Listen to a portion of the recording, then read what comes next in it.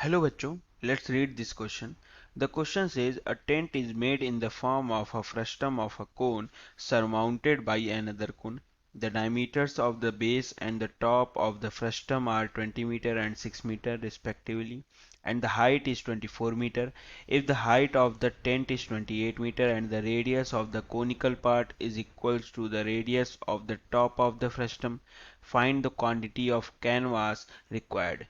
Take pi is equals to 22/7। तो हम देख लेते हैं यहाँ हमारा की कॉन्सेप्ट क्या है।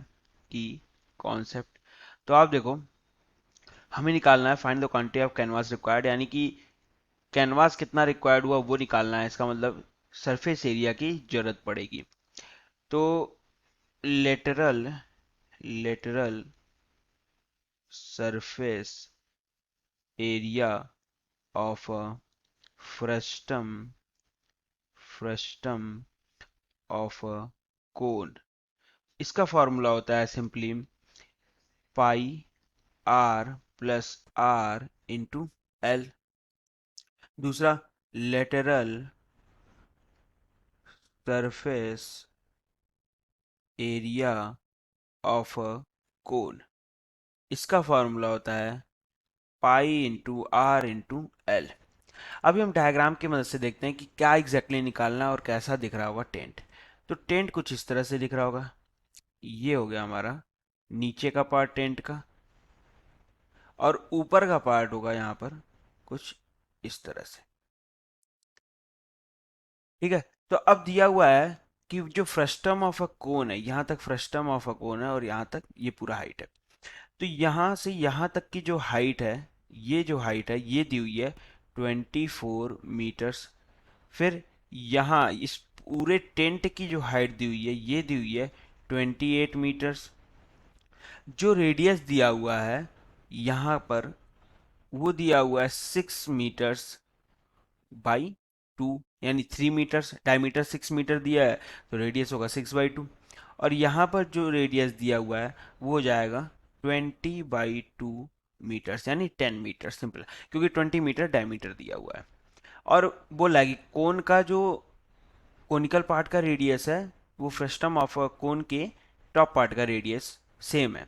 ठीक है, तो यहाँ से हम देख सकते हैं कि कोनिकल पार्ट का भी रेडियस, जो बेस का रेडियस है वो 3 मीटर्स है, और फ्रस्टम ऑफ अ कोन के टॉप पार्ट का भी रेडियस 3 मीटर्स है। तो अब हम लिख लेते हैं सारी चीजें। तो कैपिटल आर हम लिख सकते हैं 10 मीटर्स, स्मॉल आर हो जाएगा हमारा 3 मीटर्स, और यही हो जाएगा रेडियस ऑफ कोन।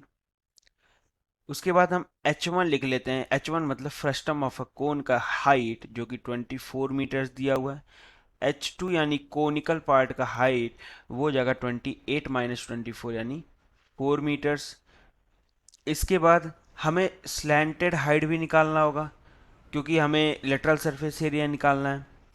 तो L1 हो जाएगा फ्रस्टम ऑफ अ कोन का, फ्रस्टम फ्रस्टम ऑफ अ कोन, और L2 हो जाएगा कोनिकल पार्ट का, कोनिकल पार्ट का स्लैंट हाइट। तो L1 निकाल लेते हैं। L1 हो जाएगा हमारा अंडर रूट एच स्क्वायर, यानी H1 square plus capital R minus small R का होल स्क्वायर। और ये कितना आ रहा है, ये हो जाएगा अंडर रूट H1 स्क्वायर कितना है 24 का स्क्वायर यानी 576 प्लस आर माइनस आर यानी 10 - 3 का होल स्क्वायर यानी 7 का स्क्वायर 49, और ये बन रहा है हमारा अंडर रूट ऑफ 625, जो होता है 25 मीटर्स। ये तो हो गया slanted height of frustum of a cone का। अब L2 भी निकाल लेते हैं। तो L2 का जो फॉर्मूला होगा वो होगा under root of H2 square plus R का स्क्वायर।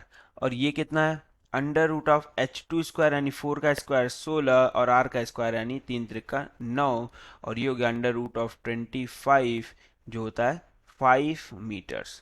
तो L1 आ गया, L2 आ गया, सारे आर दिया हुआ है।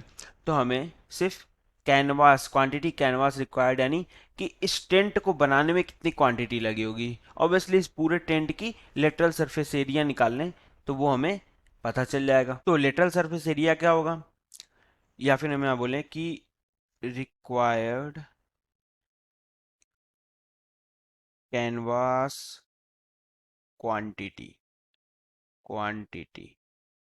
Is equals to pi are plus are into l plus pi r l. यहाँ पे ये L1 है और यहाँ पर ये L2 है। बस फॉर्मूला लगा देते हैं, पाई कॉमन ले सकते हैं और पाई हमें लेना है 22/7, तो यहाँ हो गया 22/7। अब r प्लस आर कितना है, यानी 10 + 3 यानी 13 और इंटू L1 हमने निकाल लिया 25, तो 13 into 25 plus r into L2, r हमारा 3 है और L2 हमारा आ गया 5, तो ये हो गया 5। इसको हम सॉल्व कर लेते हैं, तो ये कितना आ रहा है 22/7 और अंदर बन रहा है 325 + 15, और जब इस पूरे को सॉल्व करते हैं तो आंसर आ जाता है 1068.57 मीटर का square. So the final answer is required canvas quantity is equals to 1068.57 meter square. Hope you understood it well. Best of luck. Thank you.